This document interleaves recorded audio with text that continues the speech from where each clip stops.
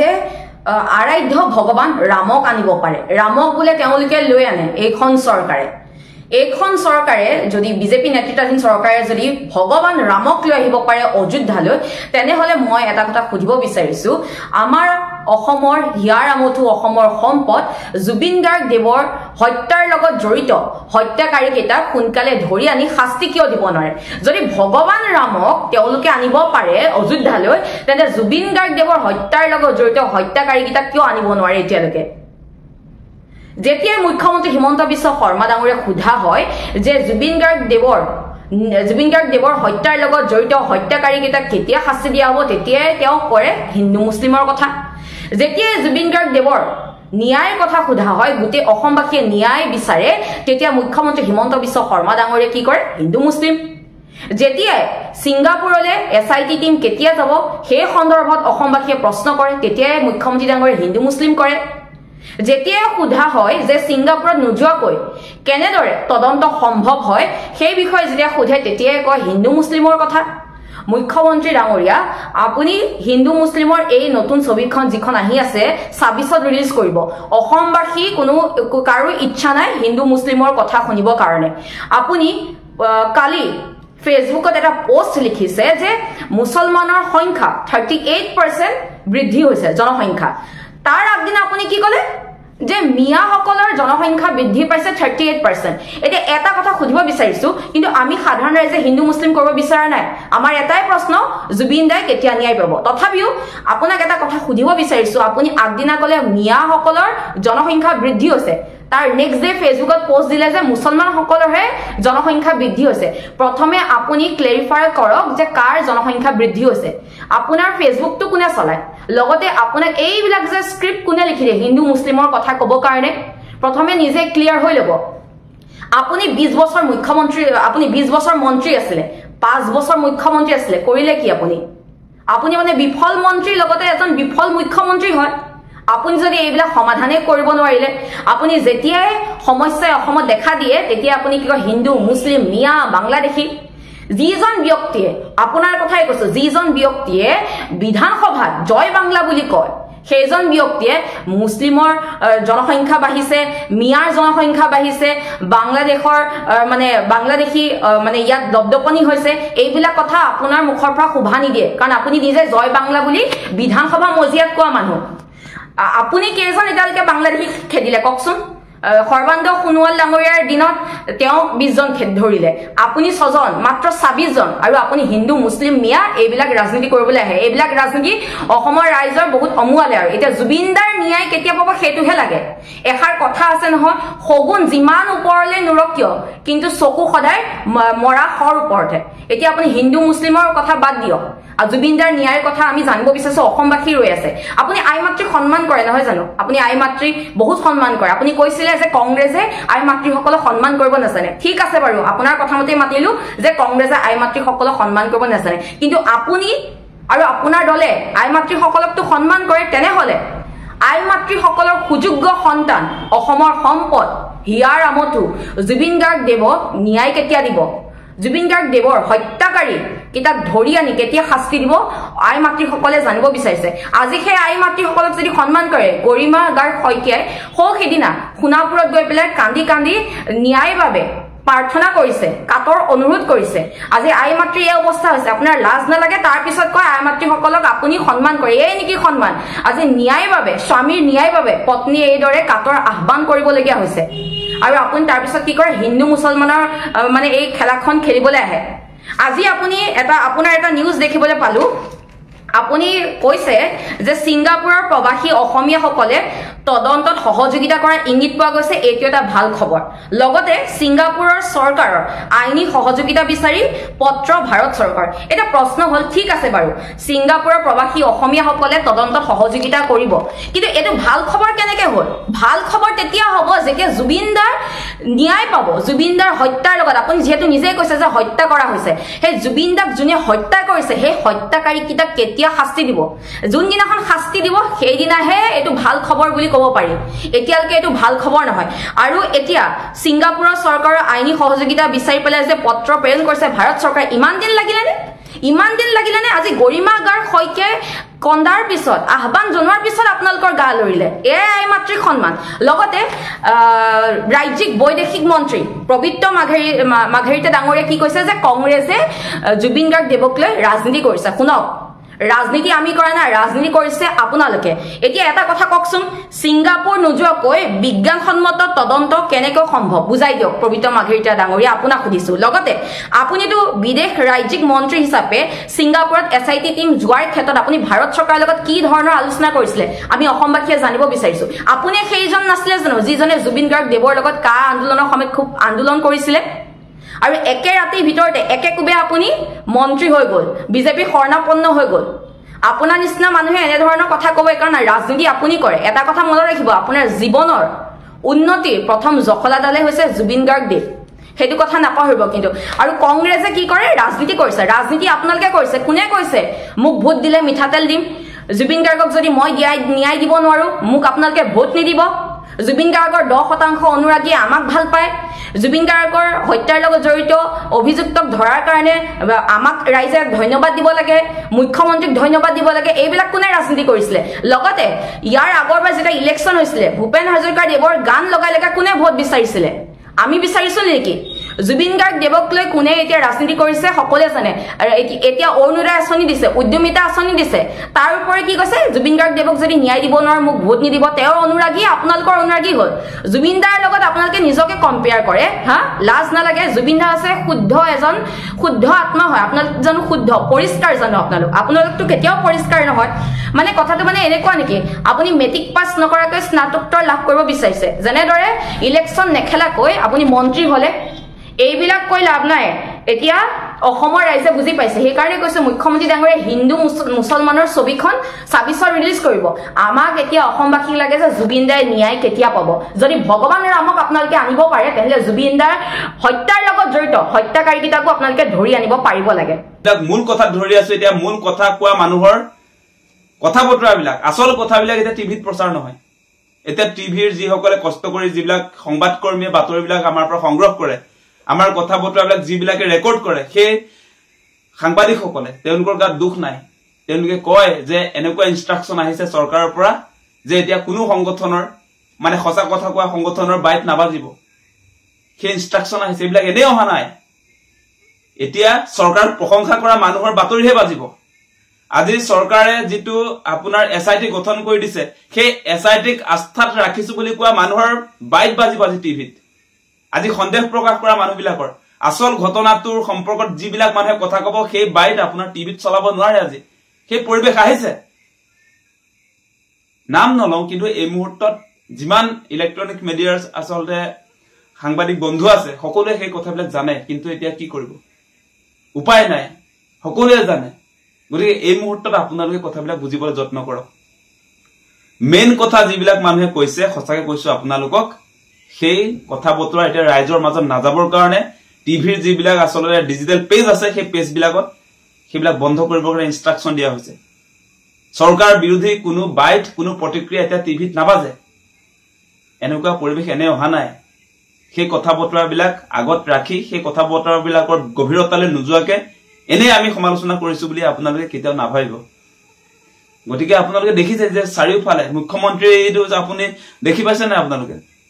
আপোনালোকে মুখ্যমন্ত্ৰী লক্ষ্য কৰিছে না একেদিন মুখ্যমন্ত্ৰীৰ গালখন যে কলা পৰি গৈছে আপোনালোকে লক্ষ্য কৰিছে না এটো এনেই কলা পৰি যোৱা নাই মানে তেওঁ জুবিন দাক ন্যায় দিয়াৰ পক্ষত নাই এই মুহূৰ্তত সেই কাৰণে প্ৰতিদিনে তেওঁ চেষ্টা কৰি আছে কেনেকৈ ইস্যুটো ডাইভাৰ্ট কৰা যায় তেওঁ এফালে আপোনালোকে দেখিছে যে মিঠাতেল ফ্ৰীকে দিম বুলি ঘোষণা কৰিছে ডাইল ফ্ৰীকে দিম বুলি ঘোষণা কৰিছে 29 লাখ অৰুণোদয় হিতাধিকাৰ 40 লাখ কৰিছে মানে বিভিন্ন ধৰণে ৰাইজৰ যি মন সেই মনটো আসলতে হিতাধিকাৰী পলিটিক্স কৰি জুবিনদাৰ ন্যায়ৰ কথাবিলাক পাহৰাবৰ কাৰণে তেওঁ চেষ্টা কৰিছে সেই মৌলিক কথাটো আমি বুজিব লাগিব সেই মৌলিক কথাটো যদি আমি বুজি নাপাওঁ তেনেহলে আমি জুবিনদাক ন্যায় কেতিয়াও দিব নোৱাৰিম সেই কথা বতৰাবিলাক আহিছে আজি যি প্ৰতিবাদ হৈছে সামাজিক মাধ্যমত যি ধৰণে প্ৰতিবাদ হৈছে আজি #JusticeForJubinGarg সেইটো এটা ডাঙৰ মুভমেন্ট সেই সোশ্যাল মিডিয়া মুভমেন্টক ৰুধিবৰ কাৰণে এতিয়া হিন্দু মুছলমানৰ ৰাজনীতি আৰু এই সোশ্যাল মিডিয়া মুভমেন্টটো ৰুধিবৰ কাৰণে এই মুহূৰ্তত মুছলমানৰ জনসংখ্যাৰ কথা তেওঁ আনিছে ৰাইজে খুদি আছে জুবিন দাক ন্যায় দিয়ক ৰাইজে দাবী কৰি আছে জুবিন দাক ন্যায় দিয়ক মুখ্যমন্ত্ৰীয়ে কৈ আছে মুছলমানৰ জনসংখ্যা বাঢ়িছে আমাৰ প্ৰশ্নটো ক'ত মুখ্যমন্ত্ৰীৰ উত্তৰটো ক'ত তালমিল আছে না এই বস্তুটো চাওক আপোনালোকে তালমিল নথকা উত্তৰ যে তেওঁ আহি আছে আপোনালোকে সেই কথা বতৰাবিলাক চাব আজি তেওঁ চাকৰি দিছো বুলি বাহবা লব খুজিছে সেই কথাও কম এতিয়া চাকৰি দিয়া কথা আছিল ভাৰতত মেক ইন ইণ্ডিয়া প্ৰথমতে তেওঁলোকৰ প্ৰতিশ্ৰুতি আছিল যে বিদেশত যি সকলে কাম কাজ কৰি আছে সকলো ঘূৰি আহিব লাগে ভাৰতলৈ ভাৰতত নিৰ্মাণ কৰিব লাগে ভাৰতক নিৰ্মাণ কৰিবৰ কাৰণে যিমান পৃথিৱীৰ বিভিন্ন ৰাষ্ট্ৰত আমেৰিকা ইংলেণ্ড সিংগাপুৰ য'ত হওক সেই লোকসকল ভাৰতলৈ উভতি আহিব লাগে অসমলৈ উভতি আহিব লাগে ইয়াত কৰিব লাগে কাম সেই কথাই কৈছিলে কেনেকে এতিয়া জাপানৰ লগত চুক্তি কৰি বোলে 2 লাখ টকাৰ প্ৰলোভন যে দি দিলে দিয়া 2 লাখ টকা দৰমহা দিব 50,000 মানুহক 50,000 কৰ্মসংস্থাপনৰ বাট মুকলি কৰি দিছে চাকৰি দিব বুলি যে জাপানত চাকৰি দিব মানে জাপানত চাকৰি কৰিবৰ কাৰণে মানুহ নাযায় এতিয়া আমাক লাগে জুবিনদাৰ ন্যায় কিমান পলিটিক্স চলিছে সেই কথা বতৰাবিলাক আপোনালোকে অনুধাৱন কৰক বহুত পলিটিক্স হৈছে আৰু এই মুহূৰ্তত আপোনালোকক এটা কথা কৈছোৱে যে কোনো কাৰণতে প্লেস অফ অকাৰেজ ঘটনা সংঘটিত স্থানলৈ নোযোৱাকে এই তদন্ত প্ৰক্ৰিয়াৰ জৰিয়তে শ্যামকানু মহন্ত সিদ্ধাৰ্থ শৰ্মা যিবিলাক ব্যক্তিয়ে আমাৰ হিয়াৰ আমথু প্ৰাণৰ স্পন্দন জুবিন গাৰ্গ ডাঙৰীয়াক মৃত্যুৰ মুখলৈ ঠেলি দিলে সেই লোকসকল সেই কালপিতসকলক ফাঁসি কাঠত ওলমাব পৰা নাযায় সেই কথাখিনি কলো আৰু এটা কথা মই কৈ আছিলো কালি সংবাদমেল পাতিও কৈছিলো যে সিংগাপুৰত যিদিনা সেই ঘটনা সংঘটিত হৈছিল ইয়ত পাৰ্টি যে কৰিছিল ইয়ত যে চলোৱা মানুহ আছিল ইয়তৰ কেপ্টেইন তাত দুগৰাকী ব্যক্তি আছিল বুলি কৈছে সেই লোকসকল সিংগাপুৰৰ মানুহ তেওঁলোকৰ আপোনাৰ ষ্টেটমেন্ট নোলোৱাকে এই তদন্ত প্ৰক্ৰিয়া আগবাঢ়িব নেকি সেই কথাটো কওক এতিয়া অপৰাধীয়ে নিজক বচাবৰ কাৰণে তেওঁলোকে ষ্টেটমেন্ট দিব সাক্ষী হিচাপে আছিল আপোনাৰ ইয়তখনৰ কেমেৰা বিলাক সাক্ষী হিচাপে আছিল আপোনাৰ ইয়তৰ চালকসকল তেওঁলোকৰ ষ্টেটমেন্টৰ অবিহনে আপোনাৰ এই আপোনালোকে আস্থাত ৰাখিছো বুলি কোৱা এই এছআইটিয়ে তদন্ত প্ৰক্ৰিয়া আগবঢ়াই লৈ গৈছে বুলি ক'লে আমাৰ নিচিনা মানুহে কেতিয়া বিশ্বাস নকৰো মানে আৰু কোনেও বিশ্বাস ৰখা উচিত নহয় সকলো ৰাইজে বুজিও পাইছে এতিয়া এই মুখ্যমন্ত্ৰীক যিটো সময়ত আপোনাৰ ৰাইজে সমালোচনা কৰি আছে এই সময়ছোৱাত মুখ্যমন্ত্ৰীক বচাবৰ কাৰণে একাংশই দালালি কৰিছে পণ্ডিতালি দেখুৱাইছে তেওঁলোকে মুখ্যমন্ত্ৰীক আস্থাত ৰাখিব লাগে বুলি কৈছে বিশ্বাসত ৰাখিব লাগে বুলি কৈছে এছআইটিক আস্থাত ৰাখিব লাগে বুলি কৈছে এছআইটিক আস্থাত মানুহে ৰাখিলেহেঁতেন যদিহে সিংগাপুৰত ঘটনাস্থলীত গৈ তথ্য প্ৰমাণ উদ্ঘাটন কৰাৰ কামত আজি লাগিলহেঁতেন তেতিয়া আমি আস্থাত ৰাখিলোহেঁতেন এতিয়া কোনটো ভিত্তিত কি কাৰণে আমি আচলতে এছআইটিক বিশ্বাসত ৰাখিম হিমন্ত বিশ্ব শৰ্মাক আমি বিশ্বাসত ৰাখিম যিটো সময়ত সমগ্ৰ অসমৰ সকলো মানুহে জাতি ধৰ্ম সকলো মানুহে সকলো অসমীয়া যিটো সময়ত জুবিনদাৰ ন্যায় বিচাৰিছো এই সময়ত মুখ্যমন্ত্ৰীয়ে মুছলমানৰ সংখ্যা বাঢ়িছে বুলি কৈছে সেইবিলাক ইছ্যু ডাইভাৰ্টৰ কাৰণে কোৱা নাই জানো আজি কেনেকুৱা ধৰণে হিন্দু মুছলমানৰ ৰাজনীতিৰ ঘপককে তেওঁ ইয়াত প্ৰডিউচ কৰি দিলে সেই কথা বতৰাবিলাক আপোনালোকে লক্ষ্য কৰিছে নাই গতিকে এই শ্যামকানু মহন্তৰ একেবাৰে নিজৰ মানুহ মুখ্যমন্ত্ৰী সেই কাৰণে যিকোনো প্ৰকাৰে মানে তেওঁলোকক মৃত্যুদণ্ডৰ পৰ্যায়লৈকে হত্যাকাৰী হিচাপে আমি ৰাইজে যিটো বিচাৰি আছো যে হত্যাকাৰীৰ শাস্তি মৃত্যুদণ্ড সেয়া ফাঁচিয়ে হওক লাগিলে মৃত্যুদণ্ডই হওক যিয়ে নহওক বা যাৱজ্জীৱন কাৰাদণ্ড সেই পৰ্যায়ত আমি চিন্তা কৰি আছো কিন্তু মুখ্যমন্ত্ৰীয়ে আমাৰ মনত থকা যিটো আচলতে অগ্নি কালপিত বিলাকৰ বিৰুদ্ধে আমাৰ মনত যে একুৰা জুই জ্বলি আছে আমাৰ হিয়াৰ আমথু আমাৰ জাতীয় সম্পদ আমাৰ হিয়াৰ স্পন্দনক যে তেওঁলোকে সিংগাপুৰত হত্যা কৰিলে সেই অগনি আমাৰ জ্বলি আছে কালপিতৰ বিৰুদ্ধে সেইটো নুমাবৰ কাৰণে আপুনি মিঠাতেল ফ্ৰীকে দিয়া নিমখ ফ্ৰীকে দিয়া আজি আলু দাইল ফ্ৰীকে দিয়া চাকৰি দিয়া আজি আপোনাৰ মুছলমানৰ সংখ্যা 38% বৃদ্ধি হোৱা এই কথা বতৰাবিলাক আপুনি আৰম্ভ কৰিছে মুখ্যমন্ত্ৰী আৰম্ভ কৰিছে আজি মুছলমানৰ জনসংখ্যা বাঢ়িছে মুছলমানৰ জনসংখ্যা নবঢ়াবৰ কাৰণে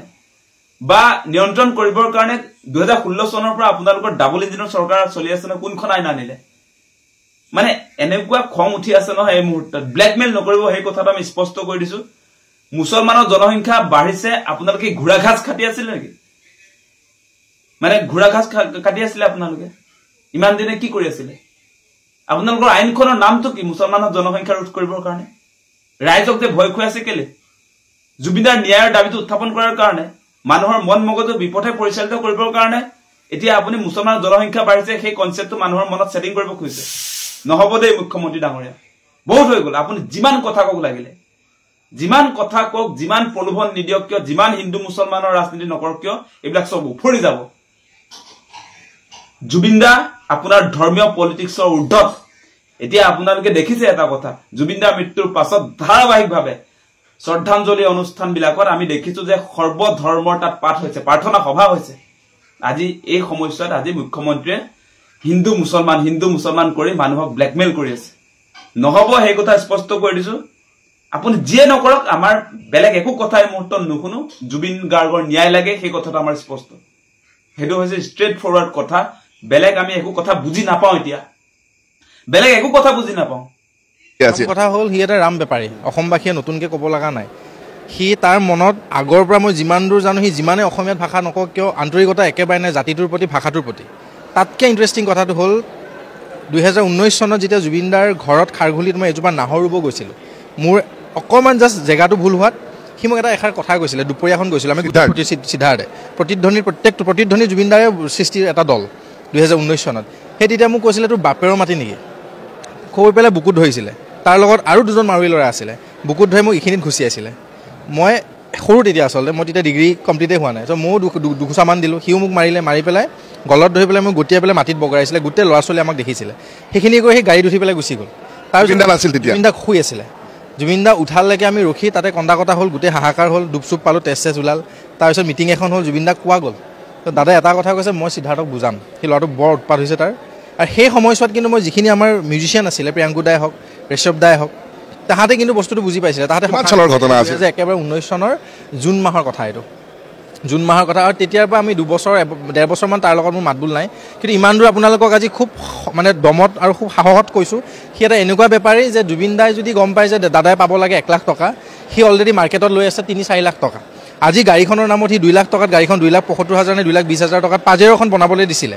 মালিকজনে নিজে কোৱা কথা, পাজেৰ'খনৰ বিল হৈছে 2.5 লাখ মান টকা, 2 লাখ কিবা এটা হৈছে তেনেকুৱা। সি বিল বনাবলৈ দিছে 7 লাখ টকাৰ। চ' তেনেকুৱা ধৰণৰ গাড়ীখন এতিয়া গেৰেজত আছে। চ' তেনেকুৱা ধৰণৰ বহুত কলা অধ্যায় সিদ্ধাৰ্থ শৰ্মাই কৰি থৈ দিছে জুবিন দাৰ ক্ষেত্ৰত। আৰু দাদাই হয়তো গম পাইছিলোঁ, গম পাই হয়তো নেদেখা ভাৱ হৈ আছিল। ছাপ'জ এতিয়া দাদাই গম অলৰেডি পোৱাৰ পিছত যেন দাদাই বিচাৰিছিলে যে মোক তই হিচাপবোৰ দে, ক'ৰবাত নহয় ক'ৰবাত সেই হিচাপ দিব নোৱাৰাত আজি যেন আমি দাদাক হেৰুৱালোঁ। আজি যেন সেই সিদ্ধাৰ্থ শৰ্মাই ক'ৰবাত নহয় ক'ৰবাত গাফিলতি কৰিলে, ক'ৰবাত নহয় ক'ৰবাত দাদাক মানে সেই বঞ্চিত ৰাখিলে। আৰু কি উৎপাত কৰিছিলে সিদ্ধাৰ্থ? সি আচলতে কাৰো লগত ভাল নহয়। মানুহ এজন যদি ওচৰ চাপিবলৈ যায়, জুবিন দাক যদি এনেকৈ চুবলৈ যায়, আমি অসমীয়া মানুহ আৱেগ, জুবিন গাৰ্গ আমাৰ ভগৱান, সেই মানুহজনক যদি অকণমান হেঁচা মাৰি ধৰোঁ, সেই দায়িত্বটো কাৰ আছিলে? চিকিউৰিটি গাৰ্ডৰ। কোনোদিন বৰাদা, বড়োদা, দৈমাৰীদা গোটেইকেইজন আছে, কাকো গলত ধৰি পেলাই দলিয়াই দিয়া নাই আজিলৈকে। কিন্তু সিদ্ধাৰ্থে সদায় মাৰাৰ এটিটিউডত আহে। শেখৰ দাৰ কথাটোতো মিহি গুণ্ডাহী এটা, গালি ওলাই মুখেৰে, সি তাকো জানিবলৈ বাকী নাই, তাৰ বদনাম ঢেৰ, ল'ৰাৰ পৰা ছোৱালীৰ পৰা গোটেইখিনিয়ে কয়। কিন্তু আজি তাৰ যিটো স্থিতি দেখিলোঁ, এই মাইক্ৰফোনটোৰ পৰা এই দুজনমান ভাল মানুহ ওচৰত অহাৰ লগে লগে আঁতৰাই দিয়াৰ পৰা, জুবিন দাৰ লগত অশ্লীল ভাষাৰে ধেমালি কৰি দাদাক বেছি আপোনতা দেখুওৱাৰ পৰা, চ' সেই মানুহজন আছিলে কি সাপ পুহি আছিলে গাখীৰ খুৱাই কি বেয়া কাম কৰা নিজে জানে। বেয়া কাম বুলি ক'বলৈ গ'লে একদম স্পষ্ট, একদম চিধা কথা যদি কয়, জুবিন দাই যদি মদ খায়, সেই মদ খোৱাৰ পৰা বঞ্চিত যদি ৰাখিলেহেঁতেন, দূৰত ৰাখিলেহেঁতেন, সেইটোৱেতো বেয়া কাম কৰা কথা। তেওঁলোকে নাৰাখিলে। সেই 1 গিলাচৰ লগত 2 গিলাচ মিলাই পেলাই খোৱা মানুহকেইজন কোন আছিল? শ্যামকানু মহন্তৰ সন্দৰ্ভত কি কোৱা যায়? চাওক, এতিয়া শ্যামকানু মহন্তৰ কথা যদি আপোনালোকে ভালকৈ চাই, এই উত্তৰটো আচলতে মোতকৈ বেছি ভালকৈ দিব লাগে হেমন্ত বিশ্ব শৰ্মাই। কাৰণ আজিৰ পৰা বহুত বছৰ আগৰ পৰা হেমন্ত বিশ্ব শৰ্মা ডাঙৰীয়াই নিজে জানিছিলে শ্যামকানু মহন্তৰ ৰঙালী, নৰ্থ ইষ্ট ফেষ্টিভেল, তেনেকুৱা ধৰণৰ অনুষ্ঠান পশ্চিমীয়া সংস্কৃতিৰ লগত জড়িত ৰাখি পেলাই ডিজেৰ পৰা বাহিৰৰ আৰ্টিষ্ট আনি পেলাই তেওঁলোকে দেখুৱাইছিলে যে আমাৰ নৰ্থ ইষ্টখন ইমান ৰঙীন, ৰঙালী নামেৰে খিলঞ্জীয়া নাম এটা দি পেলাই পশ্চিমীয়া সংস্কৃতি আঁকোৱালি দেখুৱাইছিলে। সেই বস্তুটো তেতিয়া হেমন্ত বিশ্ব শৰ্মাই জানিব লাগিছিলে। আজি কিয় তেখেতৰ গাত লাগিছে, আজি কিয় আমি জুবিন দাক হেৰুৱাব লাগিল দৰকাৰ হ'ল। যদি সেই মানুহজনক, সেই ৰাম বেপাৰীটোক, অসমীয়াৰ নামৰ ৰাম কলংক, প্ৰথম কথা আচলতে মহন্ত বুলি ক'লে এতিয়া চবৰে ঘিণ লাগে, সেই গোটেই পৰিয়ালটোকে ঘিণ কৰে। চ' সেই মানুহজনে গোটেই চেণ্টিমেণ্টত খেলি পেলাই অসমীয়া বিহু, অসমীয়াৰ আৱেগ, অসমীয়াৰ সংস্কৃতিক খেলি পেলাই বাহিৰত বজোৱাৰ বেপাৰ, লগতে আমাৰ নিচিনা খিলঞ্জীয়া ল'ৰাৰ পৰা যদি আপুনি ষ্টল দিব যে আপোনাৰ পৰা 50,000 টকাকৈ ল'ব, মোৰ নিচিনা লোকবাদ্য এজন শিল্পীৰ পৰা আপোনালোকে, তেখেতে আমাক আলু পিঁয়াজ যেনেকৈ আমি দৰদাম কৰোঁ তেনেকৈ দৰদাম কৰে, এগৰাকী মডেলৰ পৰা 2.5 লাখ টকাকৈ লয়, ডিজাইনাৰৰ পৰা, যাতে ৰেম্পটো দিব পাৰি। তাতকৈ ইণ্টাৰেষ্টিং কথা, যদি আপোনাক মঞ্চখন লাগে, আপুনি মোৰ লগত বিচনাত শুব লাগিব। সেইটো হ'ল শ্যামকানু মহন্তৰ নিকৃষ্ট মানসিকতা, নিকৃষ্ট চৰিত্ৰ, সেইটো হ'ল আমাৰ মহন্ত। আৰু তাক কি বুলি ক'ম, আচলতে 100 গৰু মাৰিলে বাঘৰো মৰণ। চৰকাৰখনে যদি সঠিক শাস্তি দিব নোৱাৰে, এখন কা আন্দোলন নহয় দাদা, এইটো জুবিন গাৰ্গ হয়। যদি চৰকাৰখনে নোৱাৰে, এইখিনি কথা কোৱাৰ কাৰণে যদি মোক চৰকাৰখনে জেলতো লৈ যায়, মই যাম,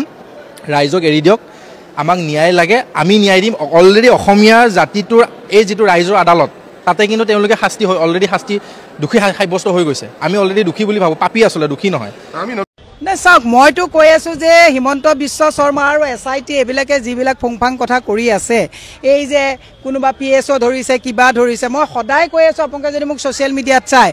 ground of occurrence, place of অকাৰেঞ্চত যদি মানুহ নেযায়, ইয়াত SIT ৰজি কলিতাই ইয়াত প্ৰশ্ন সুধি থাকিলে বা কোনোবাই সুধি থাকিলে উত্তৰ ওলাব নেকি? এভিডেঞ্চবিলাক ছিংগাপুৰত নাইকিয়া কৰি তাৰপিছত যদি ইয়াত তেওঁলোকে এনেই এখন ঢাক ঢোল বজাই থাকে, তাৰপিছত কোৰ্টত গ'লে এইবিলাকতো গোটেই নস্বাত হৈ যাব। সেইকাৰণে আমি কৈছোঁ যে আপুনি SIT আৰু CBI লওক, আমি অল পাৰ্টি ৰিপ্ৰেজেণ্টেশ্যন ছিংগাপুৰলৈ যাওঁ, আমি আছাম এছ'চিয়েশ্যনৰ লগত কথা পাতিম যিবিলাক আহিব বিচৰা নাই, আৰু আপোনালোকে ইণ্ডিয়া গভৰ্ণমেণ্টে তাৰ হোম মিনিষ্ট্ৰীৰ লগত কথা পাতি পেলাই তেওঁলোককো বুক কৰিব লাগে যে কিয় আমাৰ জুবিন গাৰ্গক তাত ইমান মানে নেগলেক্ট কৰা হ'ল। জুবিন গাৰ্গক আৰু চবতছে এটা ডাঙৰ কথা, ইমান ডাঙৰ এজন চেলিব্ৰিটি গৈছে, ছিংগাপুৰতো তেওঁলোকৰ দায়িত্ব নাই নেকি? ইহঁতত যেতিয়া গৈছিলে তেওঁলোকে তেওঁক প্ৰটেক্ট কৰাটো দায়িত্ব নহয় নেকি? কেৱল তেওঁলোকে ইহঁতৰ ভাড়া লোৱাটোহে দায়িত্ব নেকি? তেওঁ যে ড্ৰাউনিং হৈছিলে, তেওঁ ৰেস্কিউ কৰা, ইমিডিয়েট ফাৰ্ষ্ট এড দিয়া, তাৰপিছত এই কামখিনিৰ কাৰণে ছিংগাপুৰ, আজি মই আপোনাক কৈছোঁ টিভিত আপোনালোকে এইটো কথা প্ৰচাৰ কৰিব, ছিংগাপুৰৰ যদি এজন আৰ্টিষ্ট যদি আহি ব্ৰহ্মপুত্ৰত যদি পৰি মৰিলেহেঁতেন, ছিংগাপুৰ গভৰ্ণমেণ্টে ইণ্ডিয়া চৰকাৰক নহয়, অসমৰ চৰকাৰক নহয়, ভাৰত চৰকাৰক বুক কৰিলেহেঁতেন যে আমাৰ ছিংগাপুৰৰ শিল্পীটো কেনেকৈ গৈ পেলাই তাত মৰিবলৈ পালে। আজি আমাৰ শিল্পীজন তাত ঢুকাইছে, এতিয়ালৈকে ছিংগাপুৰ পুলিচৰ লগত কোনো তেনেকুৱা যোগাযোগ হোৱা নাই। আপুনি নিজে গাত চিপি চাওকচোন, ছিংগাপুৰৰ যদি কোনোবা আৰ্টিষ্ট ব্ৰহ্মপুত্ৰত পৰিলেহেঁতেন আজি আমাৰ কি অৱস্থা হ'লহেঁতেন। লগে লগে তেওঁলোকৰ পাছপৰ্ট জব্দ কৰিলেহেঁতেন, লগে লগে তেওঁলোকক একদম পূৰা এনেকুৱা জেগাত ৰাখিলেহেঁতেন, মোবাইল ফেচবুক চব বন্ধ কৰি তেওঁলোকক বুক কৰি দিলেহেঁতেন। কিন্তু আমাৰতো আজি তাৰিখত ধুনীয়াকৈ ফেচবুকত আপডেট মাৰিয়ে আছে। এইটো কেনেকুৱা ধৰণৰ ন্যায়? গতিকে মই কৈছোঁ টোটেলি নেগলিজেঞ্চ আছে। জুবিন গাৰ্গৰ প্ৰতি কিমান সততাৰে তেওঁলোকে তদন্ত চলাইছে 100% মোৰ ডাউট আছে। আজি গৰিমাৰ গাৰ্গে 10 দিনৰ কথা কৈছে, আমি কৈছোঁ এইটো ফাষ্ট ট্ৰেকত হ'ব লাগে। আমি সেইদিনাখনেই কৈছোঁ যে পূজাৰ বন্ধ যিদিনাখন দিছে সেইদিনাখনেই গম পাইছোঁ যে গোটেইটো এটা ক্ৰাইটেৰিয়াৰ যোগেদি গোটেই বস্তুটো মেনেজ কৰি পেলাই অনা হৈছে। এতিয়াতো অজয় ফুকনতোতো জেলত আছে, তাৰমানে জেলত থকা মানে এওঁলোকে শাস্তি দিয়া বুলি কয় নেকি? অজয়হঁতে ন্যায় বিচাৰি জেলত আছে, আৰু এইকেইজনে ক্ৰাইম কৰি পেলাই জেলত যাব। জেলত থকা মানে